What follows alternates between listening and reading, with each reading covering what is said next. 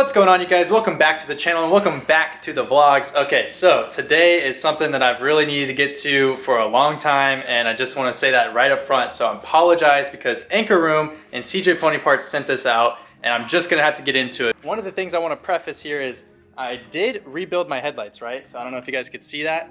I rebuilt my headlights, and instead of just tinting them, I painted them black on the inside. So that way they didn't interfere with the light output. The big thing for me is I just did not want to reduce my light output, which I feel is dangerous. But Anchor Room has these tints that go on, and apparently they don't really reduce the light output and they really clean up the rear end. So because I have the yellow and black theme, basically the bumblebee theme all throughout, you can see there's a little bit of the red ring here, and then the reverse lights have the clear.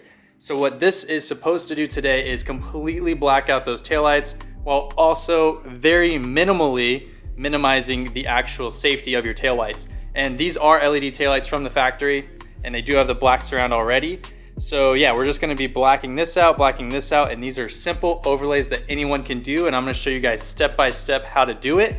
And I wanna compare, is this gonna be, or I guess whenever I get it done, I wanna compare side by side to see the light output, because I do want this to still be safe. So now they come in this little package here, and you can just pull them out. And it's actually, oh geez, see that catch? Hope that caught on camera. From CJ and Anchor Room. Nice little note there. But it looks like it's all wrapped up here, and we have some instructions on the inside. Pretty much all decals and all tint kind of comes like this, which is nice and safe. But they also have a bunch of goodies in here as far as what your install is and your slip formula. We'll get into that. Now, I do want to preface this that if you've never installed tint or anything like that, this might seem like it's a very scary, difficult thing to do, but it's really not that bad. It's all about the slip formula. You want to overly wet it basically, and then you squeegee it out. So that's really it. So you're gonna need a squeegee and you're gonna need a squirt bottle, and those should be all your required tools. And then maybe a flathead screwdriver to actually open up this whole thing. So yeah, I'm gonna go ahead, start getting into it, and then make my slip solution. I'm gonna follow their instructions and show you guys how it goes. So here's something I completely forgot that I had sent out, but it was literally the protective covers, the clear ones that go on your headlights. That's something huge, because it's funny that I actually started this video with my headlights, because I did customize them and I wanna keep them safe. And this is basically paint protection film, or PPF, but for your headlights. So it'll keep your headlights getting rock chipped and all that. Looks like they also sent some for like side markers or something. But yeah, I totally forgot about this. So we're gonna get into this as well. Yeah, this is pretty sick. I'm pretty stoked about these. So Anchor Room, I hope you're not mad at me, but I do not have baby shampoo or whatever. So I had to do the 50-50 with isopropyl alcohol, 8 ounces, hot water, 8 ounces, and then I put like a couple squirts of Dawn dish soap. This is how I've done it before with my window tint.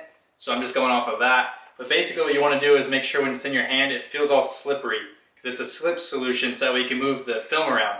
That's what makes this very easy versus a vinyl wrap or something like that, is that you can actually spray it and then slide it around, and then that's how you're going to be able to dial in where it's at. Then you just use a squeegee. Now the area is nice and clean, and I also split apart these bad boys, so let me make sure this is the right side. You don't want to get screwed up there.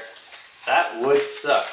So this is the correct side here. As you can see, I was talking about the inserts and then the outside ring. We're gonna spray it tons with the slip solution, even spray your fingers and just overlay it. So let's go ahead and just spray the crap out of this real quick. Yes, my car's already dirty, so it kind of is gonna leave some streaks, but I don't care. Better have the clean install and clean up afterwards. Next, you're gonna take the tint as it's rolling around on my fingers. I'm trying not to screw it all up. A little bit more difficult than I was expecting. Let's see if I can get this and save it. All right, spray this all with slip, spray your fingers, spray this again, and overlay it. Would not recommend this on a freaking windy day. That would suck. So there you go. See, we saved it, sorta. Throw her on there, you're gonna line it up. Very heavy on the slip is what I did there. Get it to match up. And see how it's sticking? That means it wasn't enough slip on that spot, but you can just kind of push it. You don't want to rip it, but this stuff seems already pretty dang durable. But I'm going to try to do this real time with you guys. What I recommend is you want to start squeegeeing here from the middle post out once you get it pretty dialed. And I feel like I'm getting pretty close, like once this starts to settle. Slide it up a bit. Now this is something I could see a lot of people starting off with because it immediately like is something that you could do that's pretty cheap. I think these are like 30 bucks or 25 bucks or something. So I could see a lot of people doing these right away just to get that look on their car, the nice, mean, blacked out look in the rear. So we're just gonna keep working this thing. I'll probably stop the clip here and I'm just gonna keep squeegeeing. You're gonna see what I'm doing. So that's it.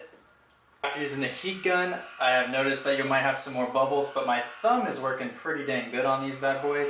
And the heat gun's definitely necessary, or a hair dryer or something like it, just because you're gonna have to dry it up a little bit faster if you want this thing to actually start sticking, because that's what the slip stuff does, is make it from sticking or stop it from sticking. So like all of this is coming out. I have to dry it up and get all that out of there. And hopefully I can get these creases out too, because I don't think I did that great of an install. So this is not really Anchor Room's fault, but I kind of was going fast. I thought, oh, I'm a tinter, dude. I've tinted a headlight, or I've tinted a window. I can tint this stuff. But this is a lot more difficult than a flat window. Now that we have this on, and I just went around with the heat gun and tried to get it out as much as I can. There are some little bubbles in there, and I just messaged Anchor Room on Instagram, so we'll see if they get back to me. I believe this all comes out because it's supposed to be kind of like window tint, where over the time it kind of just starts to dry itself. I do have a couple creases here, one there, one here, and maybe one right here. I don't know. We'll have to see if that one comes out. But those are not Anchor Room's fault. That's installer error. And I was just impatient. I felt like I could just do this thing, and I maybe just pushed on it a little too hard and caused a crease. So the way that happens is if you have a bubble and you put too much pressure down, you'll cause it to crease rather than to just pull it out. So yeah, I'm hoping all this kind of unevenness goes away, which I think it will. I'm gonna be spraying as I pull it, spraying my fingers, and then we'll slide her into place. I think it actually goes this way. Sure does. I flipped it upside down to show you guys. And I think I just freaking nailed that first try. So now we're gonna take the microfiber from the middle, up and down, go in the corners, start in the middle, work your way out. And again, these are just insanely easy compared to the freaking big one. And I'm not saying it's super hard, but it does take a little bit of patience. Here's the side without tint, here's the side with tint. So I would say it really doesn't make that much of a difference. I can see that perfectly fine. And you see the middle ones there with the red, see that perfectly fine. And again, this is during the daytime. I know I'm in the garage, but this is pretty much as bad as it would get. This is actually very impressive. So good on you, Anchor Room, because that was my biggest concern, was the light output's gonna suck. That literally looks like it's stock, because whenever you go ahead and lock it, this one's blacked out and that one's not. So good on you, Anchor Room. This looks really good.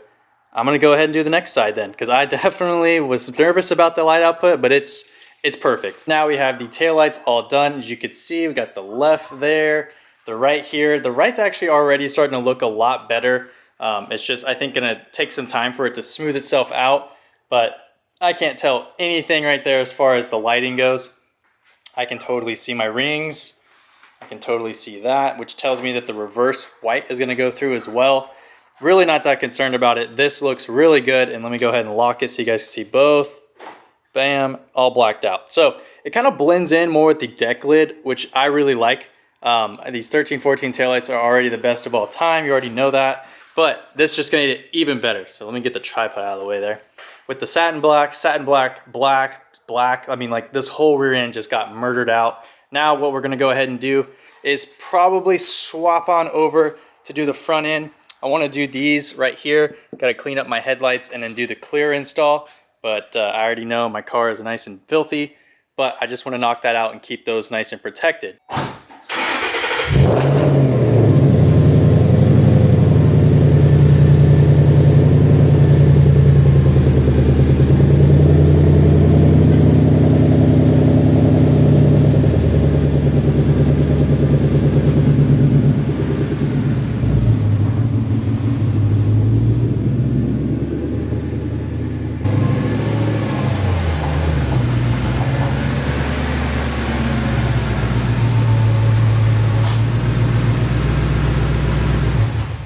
gonna go ahead and clean the headlight, and definitely want to make sure you get as much of the bug guts off unless you're just coming out of cleaning your car, because you're gonna stick those bug guts all underneath your headlight forever, or as long as you have these little covers on there.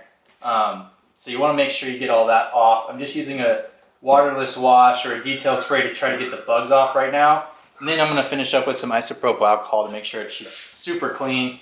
Nothing's going to interfere with it, but looks like we already got a little gash there.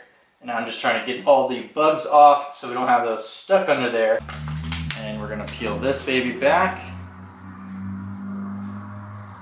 in one piece, hopefully, and make it so it doesn't slide around. Spray slip heavily on there, just like so. Free up on that one. And let's apply. Try to get it underneath there. We're not slipping very well. Come on now. Trying to get you to slip. There we go. Actually, I think we pretty much nailed it freaking right there. Because I can tuck it all the way around. Yeah, I'd say flat surfaces are a whole lot freaking easier. You don't want to use a lot of heat. You want to just barely hit it for a sec here. And you want to do that multiple times rather than trying to do it all at once. So you can see I just kind of waved it around. And we're going to try and tuck. Get it to stay. And it may not stay first try, but at least it's staying longer than not. So we're going to try it again. Another quick. See, we can kind of see this starting to stay. So it's starting to work, but you just don't want to overheat it. Don't stay in one spot too long. Kind of wiggle it around. And we'll do this again. See?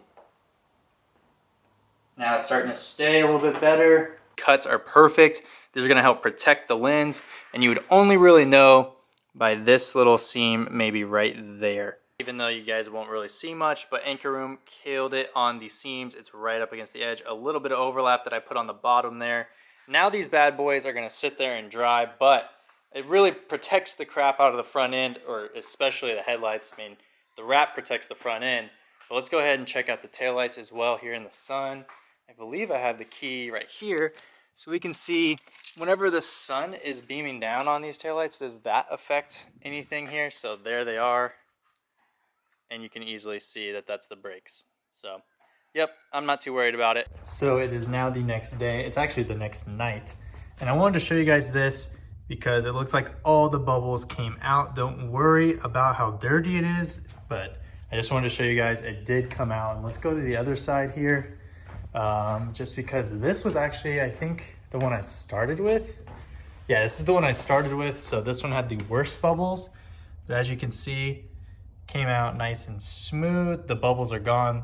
So I would recommend it because that was really the only thing I was worried about was the finish, but it looks like they're all gone. Don't worry, I need to polish out here. And I know it's kind of scratched up, but that's easy with a hand polish. It's just plastic, but yeah, nice and smooth, gloss black. Now, as you can see, you can see the red, a little bit of the rings because I have my flash on, but if I turn that off, well, can't do it while I'm on the iPhone. But if you turn it off, you can't see it. Actually, if you just back up, you can't see it. So yeah, now I recommend it 100%. So good on you, Anchor Room. Link down in the description below to check them out. And yeah, I'll just go back to the clip. So on that note, I'm gonna go ahead and clean up the garage a little bit here and move on to the next project. So I'm gonna go ahead and wrap it up. As always, I hope you guys enjoyed. If you did, then please comment, like, and subscribe, and I'll catch you guys next time.